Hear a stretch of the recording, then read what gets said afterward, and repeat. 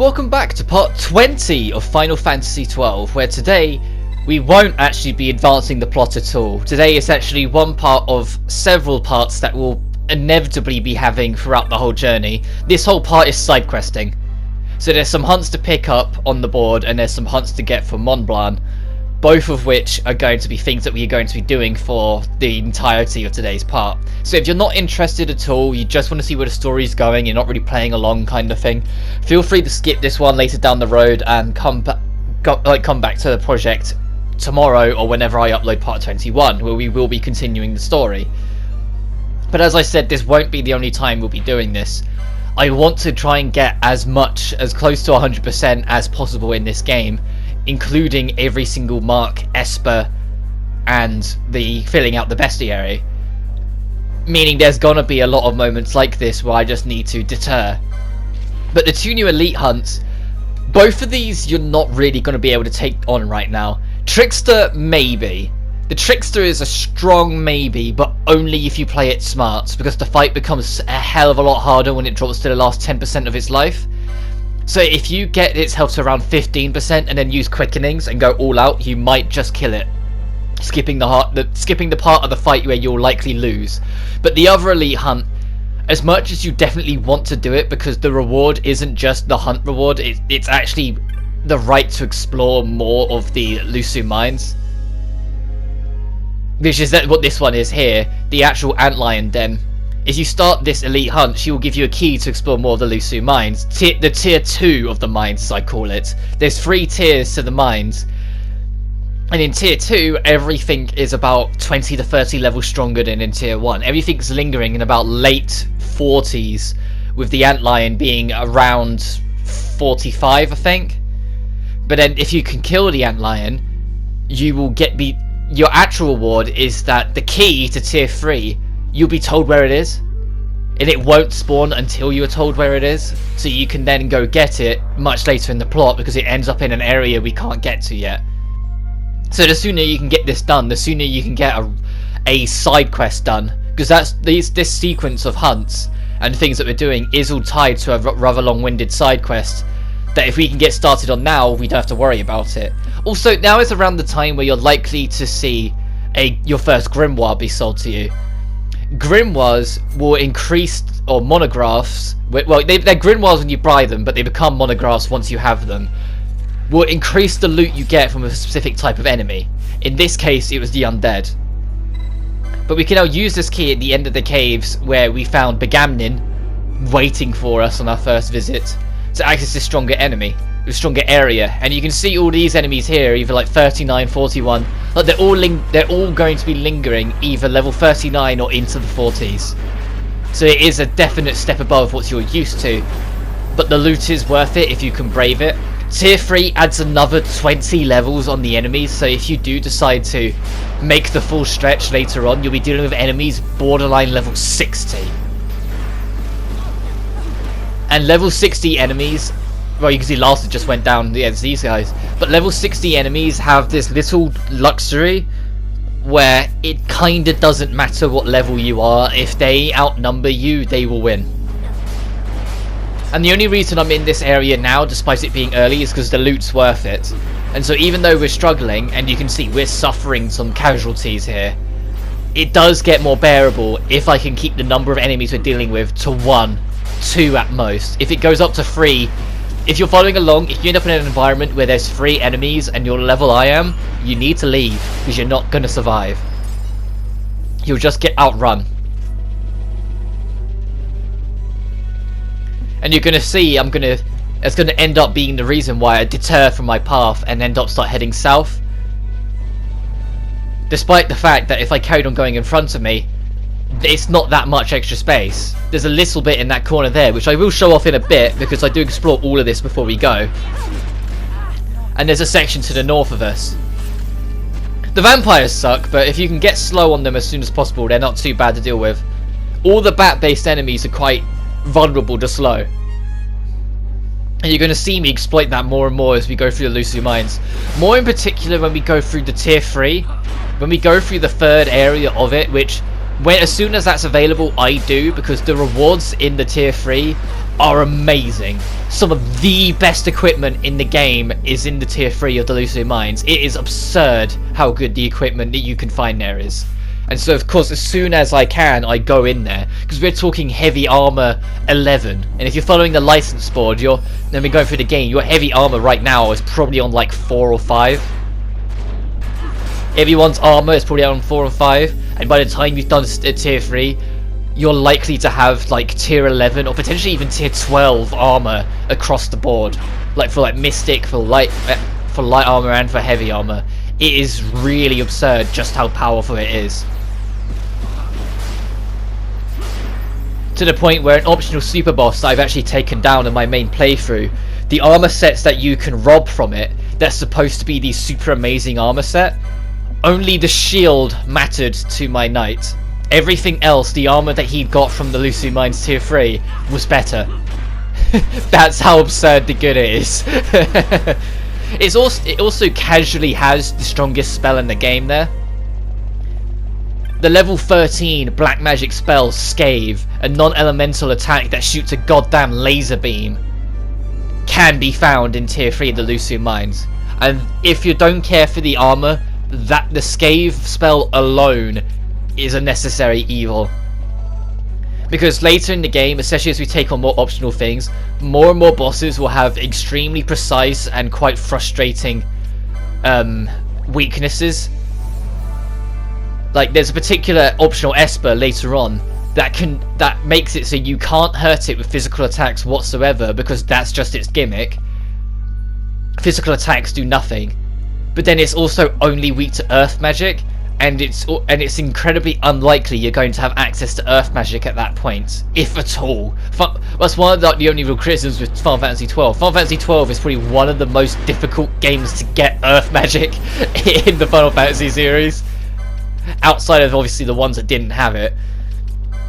Like, it feels like no matter what you do, the exception of items, or like particular weapons, you don't have access to earth magic at all in this game. And so the only way you're getting around it, for that fight really, is to use Scathe, because Scathe is non-elemental, so it doesn't care for weaknesses and resistances. It will always do neutral damage, which is why it's so effective, because it will always hit no matter what. It's a giant fucking laser beam. And the fact that you can get a hold of it so early, like I will make sure the points, because I go for it the very second it's available. The very moment I know it's available, I detour off the current path and go get it, because I've done this game before. Essentially, I know where the good shit is, and so I know to go for it. Although I haven't organised my spells yet, like, yeah, Kuraga's just sitting at the bottom. If you ever wonder why your spell listing isn't in the same order as mine, it's just because you need to actually pause the game, go to inventory, go to abilities, and then sort. If you put it on auto sort, it will put them in the natural order they're supposed to be in. So all the cure spells will be together, all the status condition spells will be together. With magic, all the fire will be together, then all the ice and all the thunder sort of thing. Same with my items. Your items will be organised as healing first, then MP restorers, and then status condition restorators.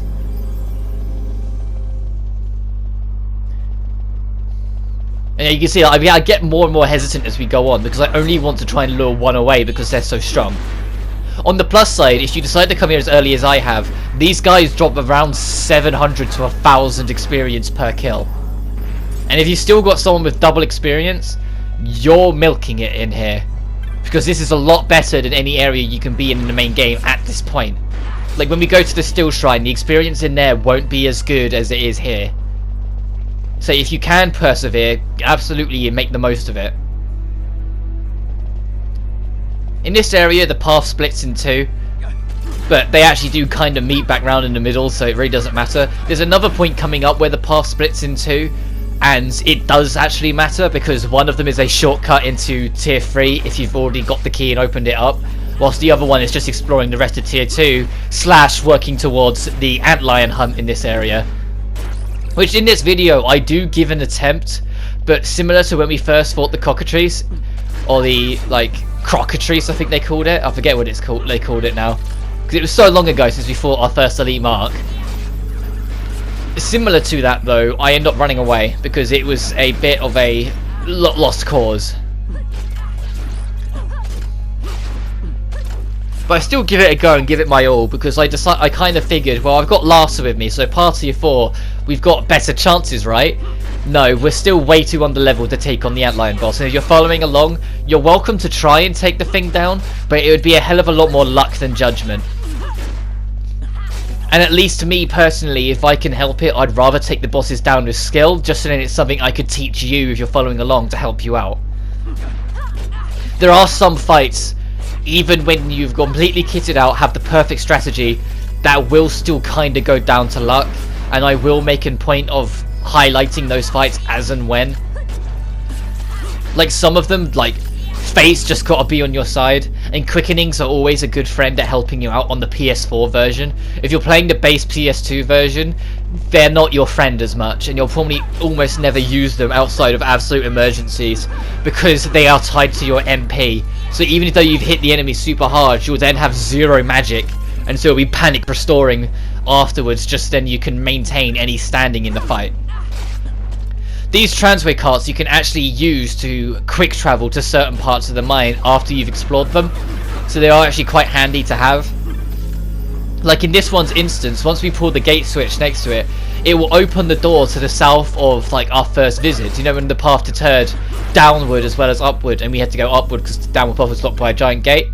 Now we've opened this gate, that transit cart will actually take us all the way over there super quickly, so we've got a way of quick travelling around this mine.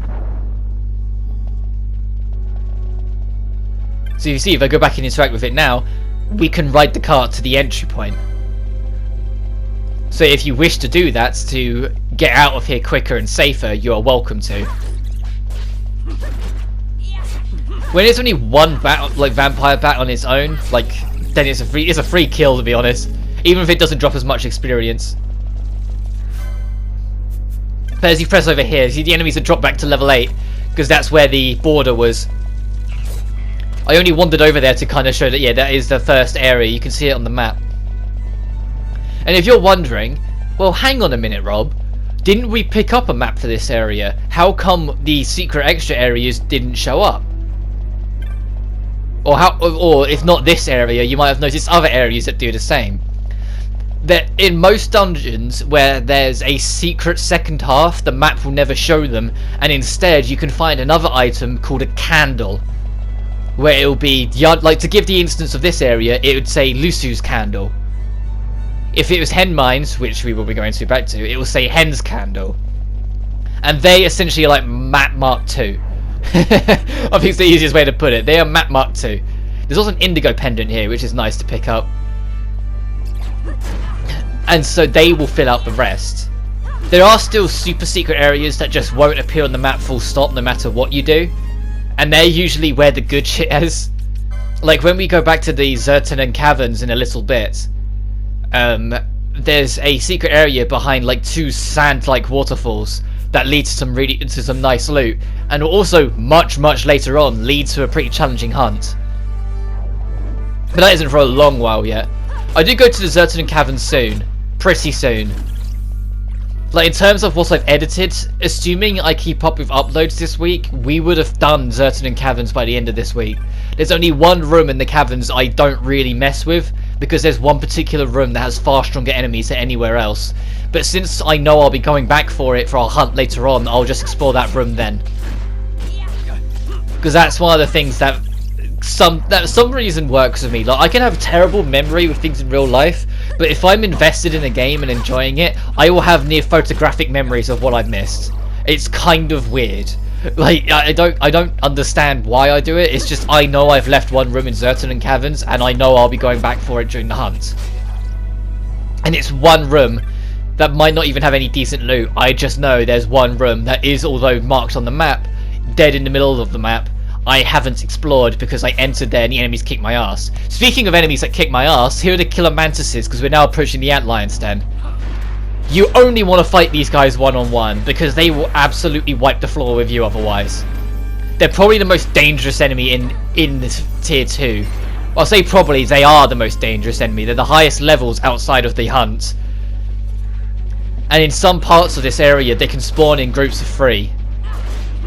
And when we actually go around the corner to the antlion den, the actual antlion elite mark itself is surrounded by 3 of these guys. So you're actually fighting 3 very powerful and dangerous enemies on top of the hunts. That's the highest level thing here.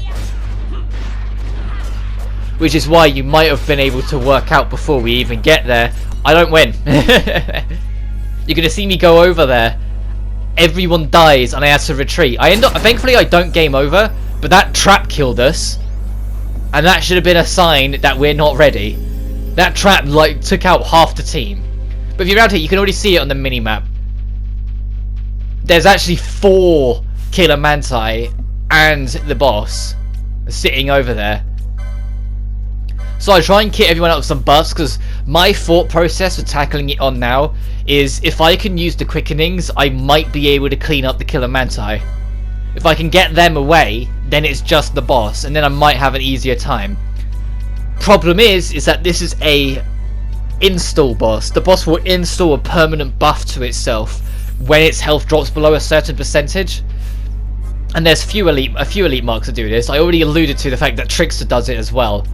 When we eventually go to fight the Trickster properly, you want to fight Trickster because the reward is also tied to a side quest that you want to do for later on.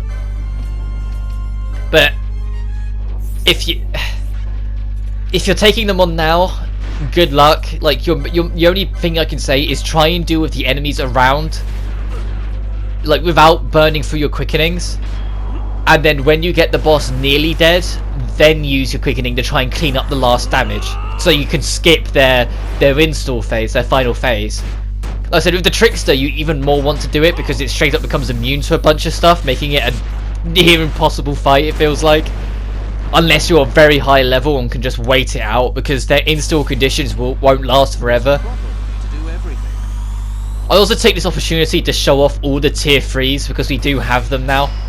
So I get to show off Element of Treachery, which is kind of my favourite one in the game, because it's just Meteor. Because the Meteor spell isn't in this game, so I count that as the best substitute you're going to get.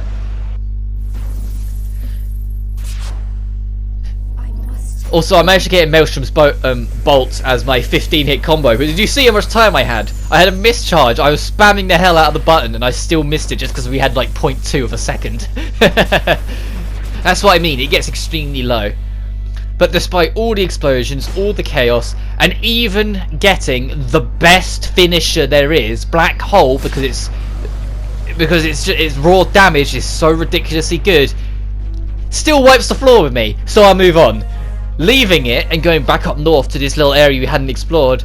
Like I said, it is a smaller area and I should have really gone there first, because there are some decent loot here, including the multi-scale. There are also mimics, or bugs in this, as they're called in this area, and they will like spam Leech, which is a life drain based move where they will get health back for the health they take from you, which just makes them annoying, especially if you're like me and under-leveled for here, because they'll just time waste.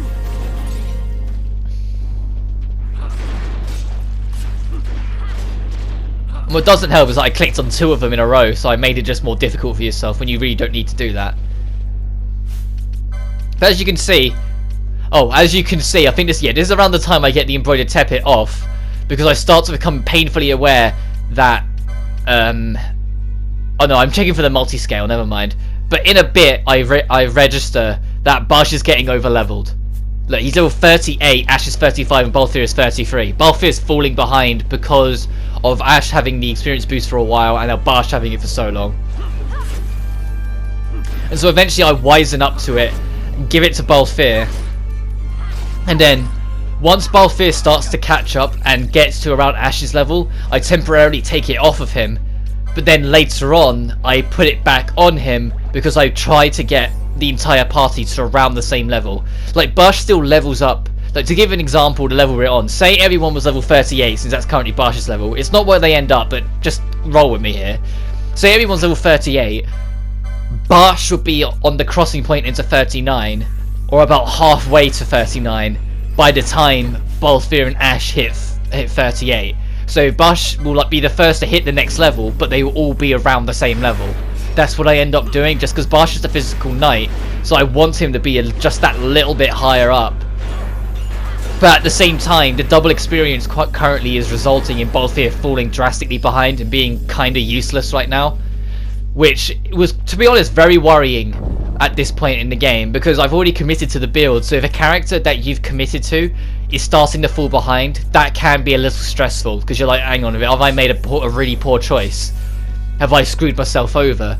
I haven't, it's just Balthier's falling behind in levels and it's affecting everything else because of it. When I start catching him up, he really comes into his own. Especially because of his black magic. He can use magic, Ash can't, because Ash is only a red mage, and red mage only have limited use of every magic. Yes, there are specific spells that Ash will be able to use more of later on, because there are some skills on her license board that she can't reach right now because there's nothing linking up to it. But when we start hunting down the Espers have a chance to fill in the slots on the board, so a lot more of that magic will gradually start to become more and more available to Ash as we go on. And that's how I've worked it. I've mentioned it several times before, but with the Espers, unless they actively have a really beneficial bonus for Bash or Balthier, they will go to Ash by default, because she will always get more use out of them because of her stats. Is this... oh no, it is one. Oh, Tomalus, which I think is a hammer? Not a hammer. A bomb even. A hand bomb. Hand bombs I never usually use, because similar to like the crossbows, bow and arrows and such, it requires ammunition, and I don't know, like the crossbows and their ammunition is fine. We still get the Koga blade, which is pretty fucking sweet, by the way. It's a ninja sword, but it's a really strong ninja sword, and it's got ground elemental, so it might be worth keeping a hold of anyway if you've got any kind of ninja-esque skill in your party. I unfortunately don't on any of my teams, so it's wasted on me, but as mentioned earlier, it is extremely difficult to get a hold of earth magic, so that is a sword you'd want to keep hold of even if you run out, because if a particular hunt that I'll mention later on gets in the way because it, well, hunt Esper even gets in the way because it's the only thing available to you, you're not going to get there. Foe breakers can use hand bombs though.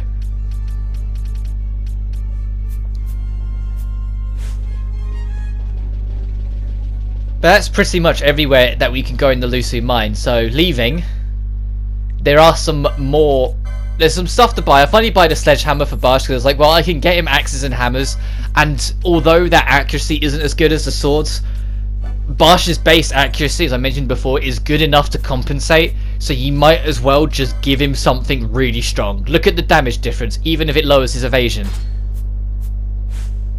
The damage difference just justifies it in and of itself, and moving onwards, he only uses axes and hammers. The swords drop from that point onward. But the rest of it, just at the base of Burnt Omisace, is just picking up some extra hunts, like the Feral Retriever. There's also one you can get from the Chocobo post if you talk to, what's his name? I want to say Gertie, but that might not be it at all. I'll take the opportunity to talk to everyone else as well, because in the back of my mind, it's like there's no way the person you'd go to for Chocobos would be the person calling for the hunt. That I just had it in my mind, it wouldn't be the case, but that's exactly what it is. You can also go talk to the Cartographers Guild here, and buy the map for both Burnt Omisace and the Rift. If you're following along and you've got every single map and you're like, oh, hang on a minute, I don't think I ever picked up one for the Wester Sands. You can actually buy the Wester Sand one. It's in Robinaste. When you're in the central plaza, like between the three gates to go to either Esther, Giza Plains or Wester, lean northwestish and the Cartographers Guild will be sitting there in the plaza area, and you'll find it there. I pick it up off screen in the end, but not for a little while because I just forget to get it, and then later on whilst I'm in the middle of the side quest I just go, oh yeah, right, I never actually picked that up. Because even if I clean out the map, I like to buy them to just show you where they are, so if you don't want to explore everything but want to get the lay of the land, you can. But we have got some new hunts to pick up. The way the Trickster works is similar to how the Gill Snapper works, where there's a guest there waiting for you, and the hunt itself will only appear in the right weather condition. But if you keep on leaving and re-entering the area, the extra person will tell you that you're in the right condition. but we are definitely not strong enough to take on Trickster. This guy, the Feral Retriever, was strong enough to take on.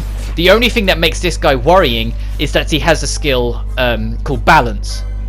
And Balance, if you have it, isn't that helpful. If an enemy has it, can be very deadly. Because the way Balance works is that it works out the difference between their max health and current health. So say somebody's got 10,000 and you've hurt them for 2,000, so they're on 8,000. The 2,000 gap is the damage they will do. So you with me? It does damage based on the difference between their max health and current health. So in this instance, there was 20,800 damage difference. So it wiped the entire party because it lost 20,000 health at this point. That's the only thing that makes that fight worrying. Outside of that, it's perfectly fine. But anytime it casts Balance, you're shitting a brick. Somehow I'm getting lucky that Larsa is like, I guess, evading it. But I'm just trying to get the party alive long enough, and he's just spamming Balance. And at this point, I'm like, I might game over here. Vaughn's the only one left. So I make sure to change his gambit, so his only priority is get people alive. Which also kind of highlights how long ago it was since we stopped using him, that his gambit was still used first aid. Thankfully, I just barely managed to get Balthier alive. And he immediately gets like Vaughn back up, and I'm like, no, you idiot, don't get Vaughn, get Ash, get the person who actually helps. And at this point, I'm trying to get in a position where Vaughn wasn't targeted, so I can try and get Bastion. And for the sake of dealing with the shit, I just push to finish it. And I know it's barely got any health, so I only really need the one, which is good because I get abysmal luck, except for that there where I just missed it because I was starting to think I was never going to get it. And so I literally didn't even get any chain, but I knew it was going to be enough to kill it anyway because it had barely any health. But it was just the fact that it just did Balance and then did it again and then did it again. And I was just like, leave my party alone. But that being said, that's my side questing for today. We will actually be pressing on with the plot tomorrow, or whenever the next part is done. I don't want to assume tomorrow just in case I don't get to. So that being said, next time on Final Fantasy XII, we will be actually going up to Bert Omisace to hear what the Elder has to say. But until then, you guys take care now.